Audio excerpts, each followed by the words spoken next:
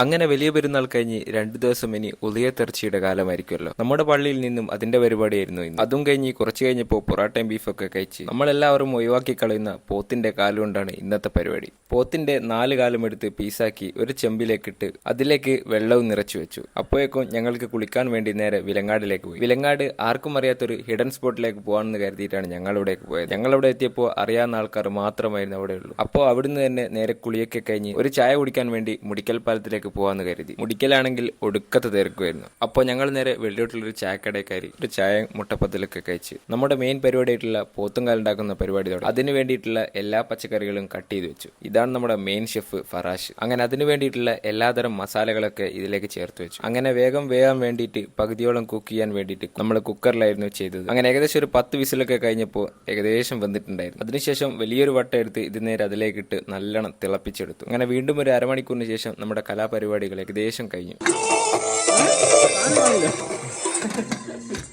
അപ്പോഴേക്കും നമ്മുടെ ഐറ്റം കിഡിലനായിട്ട് സംഭവം സെറ്റായിട്ട് വന്നു. അങ്ങനെ വലിയൊരു മൂടിയിലേക്ക് എല്ലാ പോത്തുംകാലും ചുറ്റും പൊറാട്ടയും വെച്ച് നമ്മുടെ പരിപാടി തുടങ്ങി. സംഭവം ഞങ്ങൾ തന്നെ ഉണ്ടാക്കിയത് കൊണ്ട് പറയുന്നില്ല, ഒരു രക്ഷയില്ലായിരുന്നു, ഒരു കിഡിലനായിട്ടായിരുന്നു. അങ്ങനെ 10-15 മിനിറ്റോളം ഇതിന്റെ പരിപാടിയായിരുന്നു. പോത്തുംകാലിന്റെ മെയിൻ ആയിട്ടുള്ള മജ്ജ എടുക്കലായിരുന്നു അടുത്ത പരിപാടി. അങ്ങനെ എല്ലാവരും കൂടി കഴിച്ച് ഇത് പൊറാട്ട കഴിഞ്ഞപ്പോൾ കുറച്ച് നെയ്ച്ചോറുണ്ടായിരുന്നു, അതും കൂട്ടി തിന്നു. അങ്ങനെ ലാസ്റ്റ് ഒരു കട്ടൻ ചായ കുടിച്ച് നേരെ വീട്ടിലേക്ക് പോയി.